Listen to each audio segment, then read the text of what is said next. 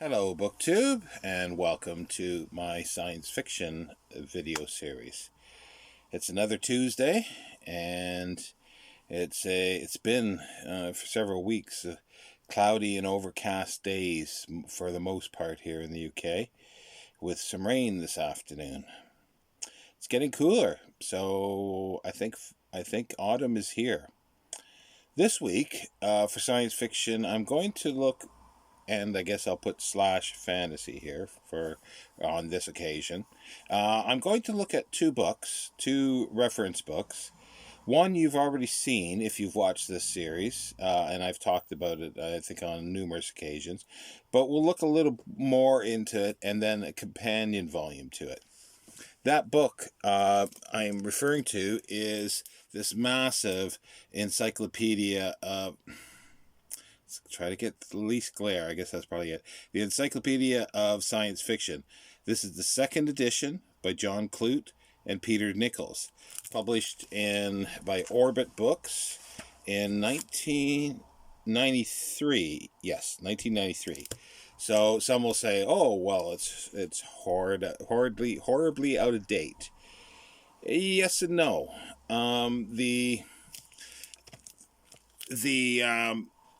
The listings in here are for books, obviously, up to and authors up to 1993 or slightly before that, which obviously is not going to have items after that. And for someone like myself, I don't have a huge interest in more recent authors.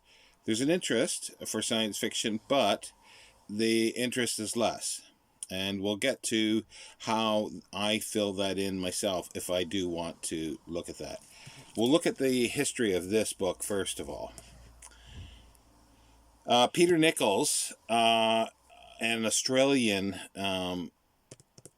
science fiction researcher and compiler, he compiled this Encyclopedia of Science Fiction in 1979. It was published, I believe. It was a lot shorter than this, and it actually had photographs, but it was quite inadequate. It was quickly seen. So he teamed up later in the late 80s with, probably about mid to late 80s, with John Clute to create this massive tome. It's double columned, and it's encyclopedia format. So they have little articles, and some of them are very short, and some are multi-pages. And it covers all aspects of science fiction. And they exclude, for the most part, fantasy, unless authors crossed over and wrote science fiction and fantasy. So they will give some mention of it. And it runs in at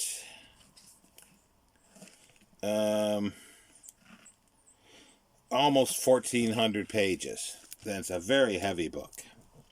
Now, Peter Nichols, as I say, was an Australian researcher.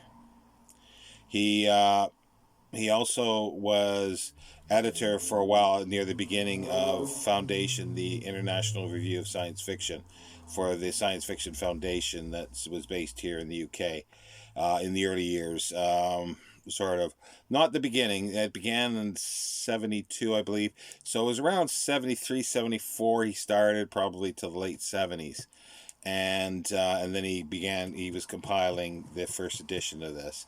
I do have the first edition of this because it is interesting, because it's got photographs and other illustrations and other things that this is lacking.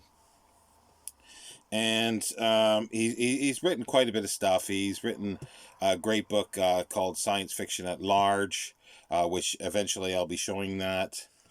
It's sort of like the science and science fiction. I believe that's the one. It's a collection of essays. Really, really, really, really good stuff. John Clute was Canadian born. He's Canadian. And in the late 50s, I guess it was, or mid 50s, he went to university in the United States. So he's lived in the United States and he's lived in the UK as well, sort of back and forth. Um, Peter Nichols is deceased. He died, I think it was just last year, or it's quite recently he died. John Clute is still alive. He's in his early 80s. And John Clute is sort of one of the foremost living historians and reviewers and critics of science fiction. His knowledge is vast, and so was Peter Nichols as well. But John Clute has reviewed tons and tons of books for various publications. He and a few others. David Pringle was one of the others that began the Interzone magazine in the early '80s. And he edited a few things here and there. He's written couple of short stories, science fiction short stories, and a few novels. I have not read those, but as I say, his knowledge it's encyclopedic, easily to say. However, like a lot of these, there's a few, like, because I'm a big film fan. There's a film historian too that is just, the knowledge is like just vast. But they have what I seem to think is blind spots. They dismiss authors, and well, he dismisses John Clute dismisses authors and books sort of out of hand, without a lot of explanation at times. He might have at some point written something about it, because his essays and book reviews is vast, and he's published a number of these, which I do want to get eventually, his essays and his book reviews.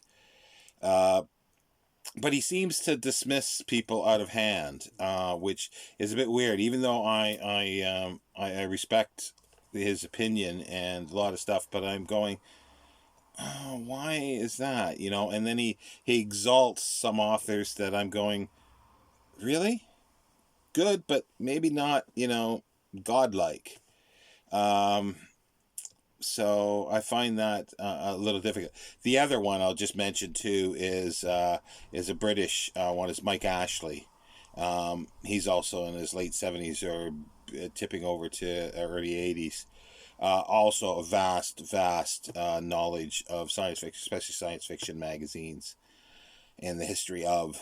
But again, there seems to be blind spots for some of these. Well, I guess it's only normal, but I just sort of point that out. But if you're interested in a book version of a good encyclopedia overall, soup to nuts version would be this one here. This is the one I would suggest. However, it has, like, there's a fourth edition now. This is the second edition. The third. Well, the second edition, I think this one was put on the CD-ROM. And then the third edition appeared online, 2010, 11 or 12. And it's been updated since. And recently, literally this year, they've announced they moved servers, and they announced a newer edition, a fourth edition. And they, there's things that are corrected that are in here, like little minor things, typos and things like that.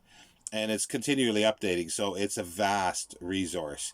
And if you do look for, science fiction, the Encyclopedia of Science Fiction online, you will find it, and put John Clute's or Peter Nichols' name in, and you will find it, and it's vast. So you can search for authors, and that's where it's updated with newer stuff as well. So if you're interested in newer stuff, that's the one stop place to go, really. To get a brief. And again, this is fairly brief, and you remember too that it's their opinions, and sometimes you can agree with them and don't, but they're worth sort of, especially when there is explanation of why they've come to this conclusion, or X conclusion. That is worthwhile to sort of consider or look at, and then shout at if you disagree with it. So that's the science fiction magazine, and yeah, this is amazing. It's a door stopper, but it's just amazing. My edition, I think it's a book club because it has no barcode there, but it was extremely cheap. So I'm happy with it. If it was different size than the other one, then I'd be a little problem. Now the other one, now we get to fantasy, the Encyclopedia of Fantasy, John Clute and John Grant.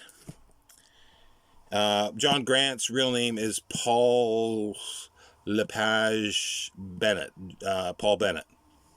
He wrote under numerous pseudonyms, and he edited magazines. And he was like really prolific editing, quiz books to do with fantasy and everything. And he was Scottish. He died recently too. I can't remember whether it was John Grant or Peter Nichols that died last year, and then one maybe died in 2018. I've sort of forgotten which one it was, but they're deceased. John Clute is still alive.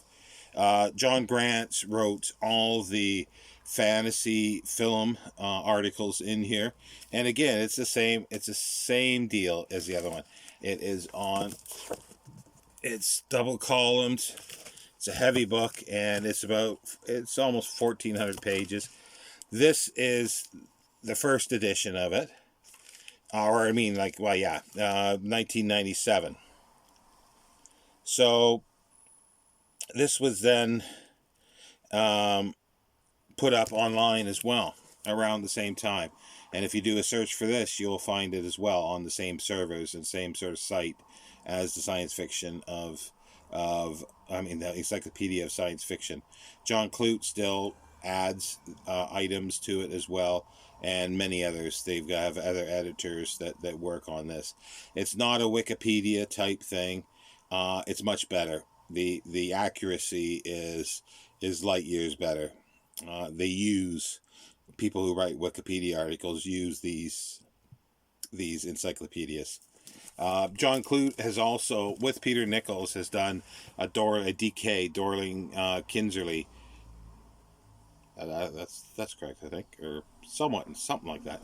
But anyway, DK, an illustrated guide to science fiction.